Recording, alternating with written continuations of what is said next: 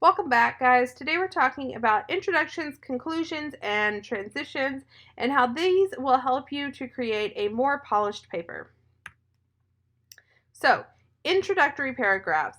And sometimes this is one paragraph, sometimes it's several paragraphs. Either way, there's a couple of things that I want your introduction to do. First of all, I want it to establish the context of your writing. How does your paper sort of fit into the larger conversation? So, for example, the issue of immigration is a complex, in-depth issue.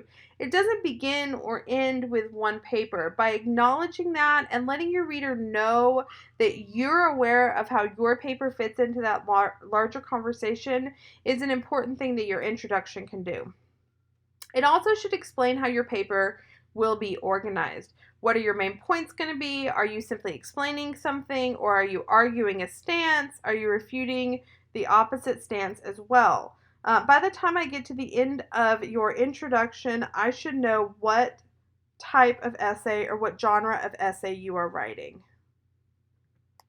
A good introduction is going to do a couple of things.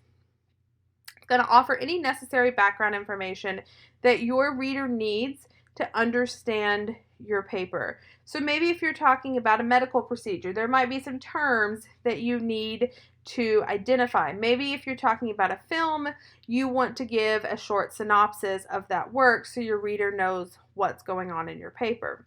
You want to draw your reader's attention, and you definitely want your introduction to be interesting for your reader. And then, of course, your introduction should definitely contain your thesis. It's either close to the end or the very last sentence of your introductory section. So here's some things that you can do to make your introduction more interesting. Appeal to their interest or their conscience, right? If you say something like, everybody would agree it's important that we, protect the planet for our children. Most people are going to agree with a statement like that. And so kind of build a connection with something like that. You can use shock value. I read an essay one time that said, let's use the F word here, feminist.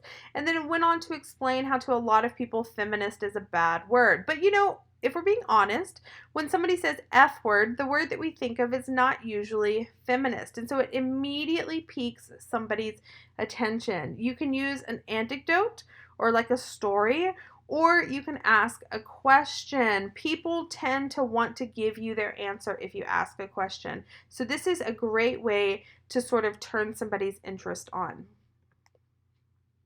Okay, so there's some things you can do in your introduction, but what about conclusions? What do they do? So your conclusion should do two things. First of all, it should bring it back, and second of all, it should bring it home. So when I say bring it back, I mean take your conclusion back to the introduction. If you have particular themes or ideas that you introduced in the introduction, bring them up again in the conclusion. This brings your reader full circle. It makes them feel like they have completed this experience of reading your work. So for example, if you started your essay by describing a scenario, you can end by describing the exact same scenario as proof that what you suggested in your essay will work. So maybe you start your essay with a scenario about a woman who is trying to get access to healthcare and can't because there are no clinics available in her state. But by the time you've got to the end of your essay and you've explained how, every state should have federally funded, women's healthcare clinics. And so now that same woman can walk into a clinic and have access to healthcare, you've taken your reader full circle. If there's any particular keywords or concepts or images that you used in your introduction, reference them in your conclusion as well. So that's bring it back. The second thing is bring it home. This is where you want to sort of summarize what you have said in your essay. In your introduction, you tell them what you're going to tell them. In your body, you tell them. And in your conclusion, you tell them what you told them.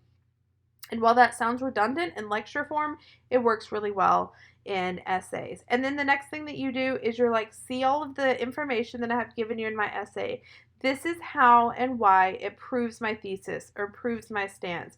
And when you do these two things, bring it back and bring it home, you will have a well-written conclusion that leaves your reader feeling thankful that they read your work.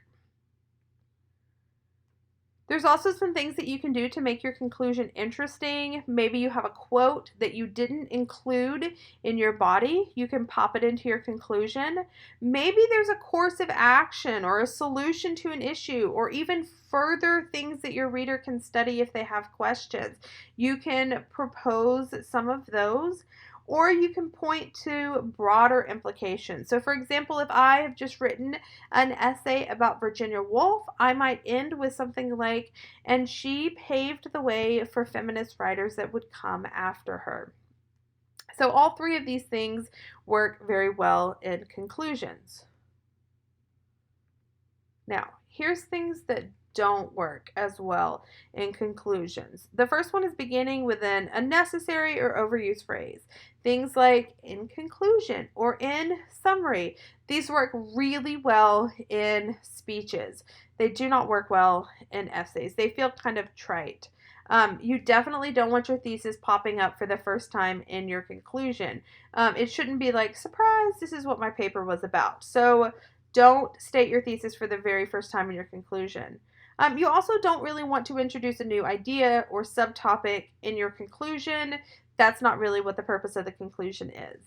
And then lastly, you want to stick with the tone of the paper. So if you've been very sentimental in the essay, your conclusion should not be overly rational, and vice versa. If you've been overly rational in your essay, then your conclusion should kind of stick with that same tone.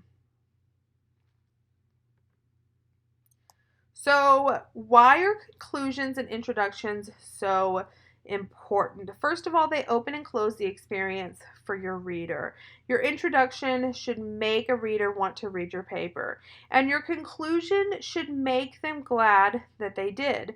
Your conclusion is also going to tell them what to do with all of this new information that you have just given them. So, this is how you sort of are in control of the experience that your reader has while interacting with your work.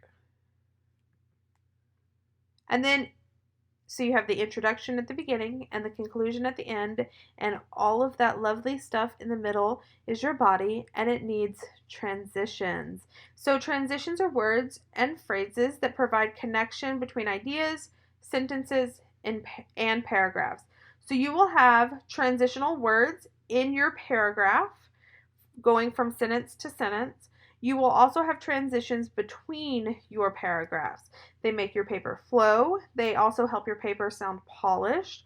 But I do want to tell you that you need to choose your transitional words carefully and be aware of their meaning. So there's four main uses for transitional words. Connection, how does this relate to this?